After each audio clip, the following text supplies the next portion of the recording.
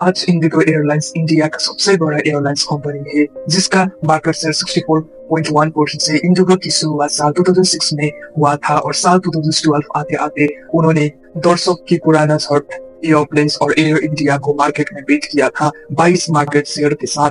अगर हम फाइनेंशियल 2010 की बात करें तो जहां जेट एयरवे की लॉस 467 करोड़ था, स्पेस जेट की नेटवर्क करीब 605 करोड़, किंगफिशर्स एक एयर इंडिया का 1647 करोड़ और वहां सरकारी कंपनी एयर इंडिया का लॉस करीब 100 करोड़ था। उस समय भी इंडिगो को करीब 5 करोड़ का नेटवर्क जनरेटेड कर रहा था। तो सवाल उठता है कि इंडिया में जो इतनी बराबर एयरलाइन लॉस जनरेटेड कर रहा था, उस समय इंडिगो ने ऐसा क्या रिवोल्यूशन किया जिस वजह से वो प्रॉफिट जनरेटेड कर रहा था। इसके साथ ही अगर हम कोविड के बात करें तो करीब 2 साल से इंडिया की जो एविएशन इंडस्ट्री पूरा तरह लॉस में है, लेकिन उसके एक साल पहले अगर हम फाइनेंशियल ईयर 2019 में जो एयरवे का लॉसेस बढ़कर 5538 करोड़ 107 करोड़ और एयर इंडिया का लॉस करीब 3107 करोड़ और एयर इंडिया का लॉस 8556 करोड़,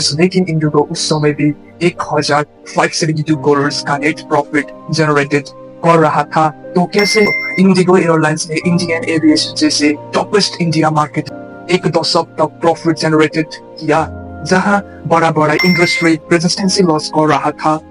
आखिर क्या है इंडिगो की 10 साल से ज्यादा प्रॉफिट जनरेटेड कर रहा था? करने के रस हम इस वीडियो में जानेंगे। तो चलिए लेट्स स्टार्ट। इंडिगो एयरलाइंस की शुरुआत साल 2005 में इंटर ग्लोबल की फाउंडर राहुल भाटिया और उस एयरवे ग्रुप की फाउंडर राकेश ने किया था। राहुल भाटिया की कंपनी की इंटर ग्लोबल जो कि 1989 से ही देश विदेश की मेजर एयरलाइंस के लिए जनरल एजेंट्स का काम करता था। उसके साथ ही इंडिगो की दूसरी founder Rakesh air France United airlines और उस एयरवेज जैसे बिग कंपनी के लिए काम कर चुके थे और उन्हीं कंपनी में काम करता हुआ इंडिया मार्केट में 3 बड़ा गैप रियलाइज किया। इंडिया एविएशन मार्केट का सबसे पहले गैप कस्टमर्स की डिमांड था, जो ये बड़ा बड़ा कंपनी आज भी नहीं कर पा रहा था। इंडिया के अंदर प्लेन में लोग इसीलिए ट्रैवल्स नहीं करता है क्योंकि उनको एंटरटेनमेंट या फिर लग्जरी पसंद है, बल्कि वो इसीलिए प्लेन बुक करता है कि वहां पर टाइम कम लगे। इंडिया में बड़ा बड़ा कंपनी कस्टमर को लग्जरी प्रोवाइड करने में फोकस्ड कर रहा था। उनकी फोकस होना चाहिए था कस्टमर को कम से टाइम में एक जगह से दूसरी जगह ट्रैवल्स करना है। अगर हम इसका एक एग्जांपल से समझता है तो अगर आप दिल्ली से मुंबई ट्रैवल्स करता है तो आप देखेंगे कि फ्लाइट्स और ट्रेन से कॉस्ट भी बहुत ज्यादा अंतर नहीं है, लेकिन अगर हम टाइमिंग देखें तो काफी ज्यादा अंतर हो जाता है, क्योंकि जहां फ्लाइट्स में 2 से 3 hour maximum Delhi to Mumbai जाने में लगता है, वहां ट्रेन की अंदर ये टाइम करीब 35 से 30 घंटा के बीच में हो जाता है। इंडियन एविएशन का दूसरा सबसे बड़ा गैप देखता है तो उसका मार्केट साइज से। अगर हम इंडिया और यूएस की पॉपुलेशन को कंपेयर करें तो इंडिया की पॉपुलेशन यूएस से 4 गुना ज्यादा है, लेकिन अगर हम इंडिया और यूएस की रियल पैसेंजर ट्रैफिक अगर हम कंपेयर करना कोशिश करें तो जहां इंडिया 2017 में सिर्फ 16,000 लोग ने ट्रैवल्स किया था, वहां यूएस में ये करीब 632 करोड़ लोग। तो यूएस भारत से 4 गुना लोग ट्रैवल्स करता है अपना एयरप्लेन्स के थ्रू। इंडिया एविएशन का अगर हम तीसरा सबसे बड़ा गैप देखें तो वहां है एफोर्डेबल प्राइसिंग। अगर हम एयरलाइंस इंडस्ट्री को देखता है तो ये एक कैपिटल इंटेंसिव बिजनेस है, जहां इंडिया में पिछले 2 में 60 से ज्यादा एयरलाइंस बंद हो चुके हैं। उसके सबसे बड़ा रीजन ये है कि कंपनी कैश नहीं जनरेटेड कर रहा था और इंडिया एक डेवलपमेंट कंट्री है, जहां पर इंडिया मार्केट में एक एयरलाइंस कंपनी को प्रॉफिट ऑन करने के लिए अपना उस लेवल पर लाना होगा। ये कि मोस्टली इंडियन उसे एफोर्डेबल नहीं कर सके और ये 3 गैप को फुलफिल करने के लिए जन्म होती है इंडिगो का, जो कि इंडिया की सबसे बड़ा जेट एयरलाइंस बना। इंडिगो ने साल 2005 में A320 एयरक्राफ्ट को करीब 100 ऑर्डर दे दिया एयरबस को। ये उस समय का सबसे बड़ा ऑर्डर था। अगर आज की डेट में हम देखें तो टाटा ने सबसे बड़ा डील एयरबस से। आई थिंक उस समय भारत में देखे तो एयरबस का नाम भारत में खराब हो चुके थे, क्योंकि 1990 की टाइम में एयरबस की सारा एयरक्राफ्ट क्रैश हो चुके थे। उस वजह से भारत में लोग एयरबस की क्राफ्ट कंपनी नहीं खरीद रहा था, और उस समय एयरबस इंडिया में वापस करना चाहता था। उस वजह से डील इंडिगो और एयरबस के लिए बहुत ही इंपोर्टेंट था, और वहां पर इंडिगो ने उसका बहुत फायदा उठाया, और वहां उन्होंने काफी ज्यादा हेल्प डिस्काउंट पे ये सॉफ्ट एयरक्राफ्ट सारा एयरबस खरीदने के साथ इंडिगो ने सारा एयरक्राफ्ट बेच दिया बीओसी जैसे कंपनी को, जो कि एयरक्राफ्ट को लिस्ट कर दिया। और अब उन्होंने हेल्प डिस्काउंट पे ये सारा खरीदा था, और नॉर्मल प्राइस पे उन्होंने बीओसी कंपनी को बेच दिया। अब उसके तुरंत बाद उन्होंने उस कंपनी से लिस्ट ले लिया। अब बीओसी को सबसे बड़ा फायदा क्या हुआ, एक तो उनका बहुत ही नॉर्मल वे पर एयरक्राफ्ट मिल गया, दूसरा उनका एक ऐसा कंपनी मिल गया जो ये सारा एयरक्राफ्ट जैसे लिस्ट पर ले लिया था। इस सेल मॉडल से इंडिगो को दो बड़ा फायदा हुआ। वहां पर एयरबस कंपनी हेवी डिस्काउंट में एयरक्राफ्ट खरीदा था और उससे बीओसी कंपनी को बेच दिया।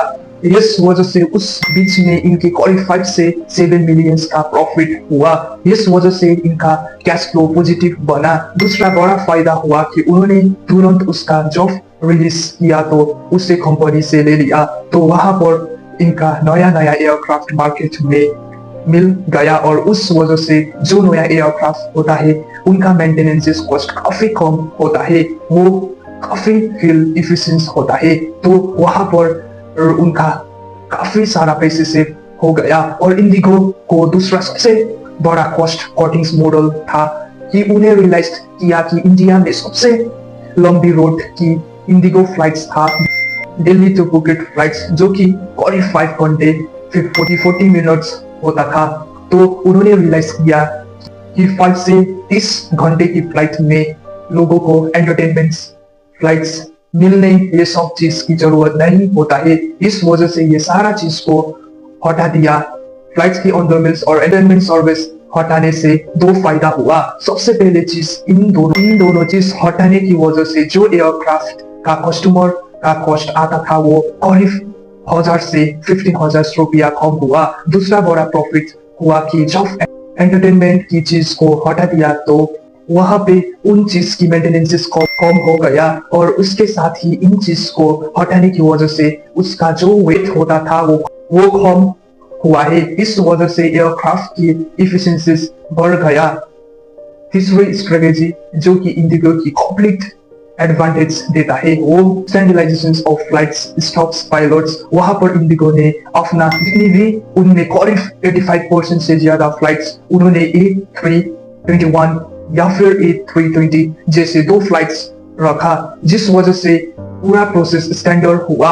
और वहां पर जो अपना एम्प्लॉय को ट्रेन करने की कॉस्ट आता था वो वहां पर काफी कम हो गया, क्योंकि सेम तरीका का फ्लाइट्स था। वहां पर ट्रेनिंग करने की कॉस्ट काफी ज्यादा कम हो गया। अब यहाँ पर कोई भी एम्प्लॉय छोड़ के जाता है तो नया एम्प्लॉय ट्रेनिंग करना इजी हो गया। और इसके साथ ही इंडिगो लग्जरी सर्विस तो सर्व कर नहीं रहा था। इस वजह से यहाँ पे एयर होस्टेस को एक्स्ट्रा ट्रेनिंग देने की भी जरूरत नहीं पड़ा, और यहाँ पे भी इंडिगो ने काफी ज्यादा पैसे अपना ट्रेनिंग में भी बचा लिया। इंडिगो अपने फ्लाइट्स में कोई भी बिजनेस क्लासिक नहीं ऑफर करता, वो एक स्टैंडर्ड सर्विस प्रोसेस को फॉलो करता है। उस इंडिगो को एयर होस्टेस और अदर सर्विस का ट्रेनिंग करने का खर्चा काफी ज्यादा कम होने लगा। वो बिजनेस एक फर्स्ट क्लासिक नहीं होने की वजह से इंडिगो को उनका महंगा एयरपोर्ट लॉन्च मेंटेनेंस करने की जरूरत नहीं पड़ता है, और इंडिगो लॉस करने की जरूरत नहीं पड़ता है।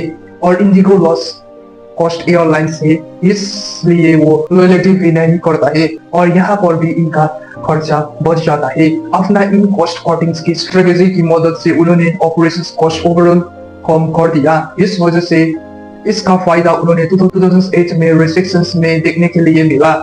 इसका अगर हम देखें तो जो एयरलाइंस तो एक फ्यूल कॉस्ट इफिशिएंट होता है वो करीब 40 से 50% कंट्रीब्यूटेड करता है।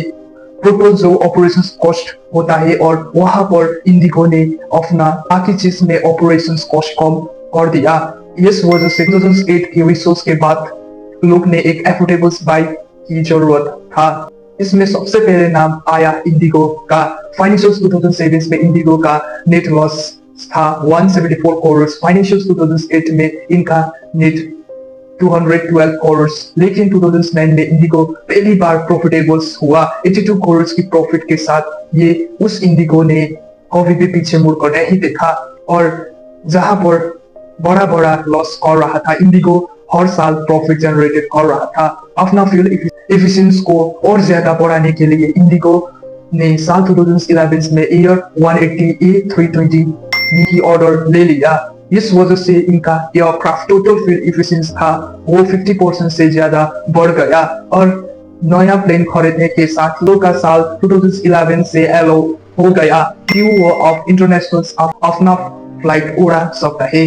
लेकिन अब इनकी डोमेस्टिक मार्केट में बड़ा कंपटीशन मिलना शुरू हो गया, क्योंकि जब बाकी एयरलाइंस ने देखा कि इंडिगो ने एफोर्डेबल सर्विस देना शुरू किया जो कि लोग को काफी पसंद आ रहा है, तो बाकी एयरलाइंस भी अपना सर्विस देना आया, जैसे कि air India express, air jets like, उसका अलावा स्पेस जेट्स और जो फर्स्ट क्लास कॉस्ट एयरलाइंस भी इंडिया में एग्जिस्ट करना लगे।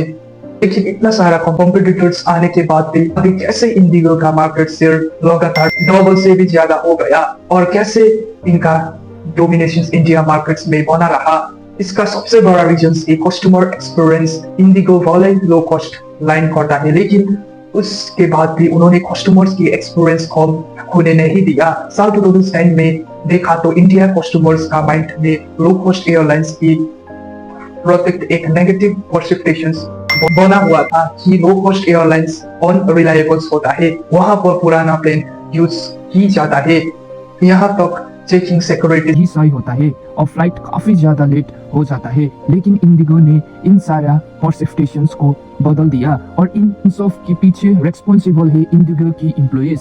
किसी भी कंपनी में सीईओ जितना भी अच्छा हो, अगर उस कंपनी में एम्प्लॉइज अच्छा नहीं होता है तो कंपनी बंद कर सकता है। लेकिन इंडिगो की एम्प्लॉइज की इंडिगो ने काफी बेटर काम किया, जिस वजह से साल 2008 से लेकर 2015 तक इंडिगो को बेस्ट टू वर्कर्स का अवार्ड भी मिला।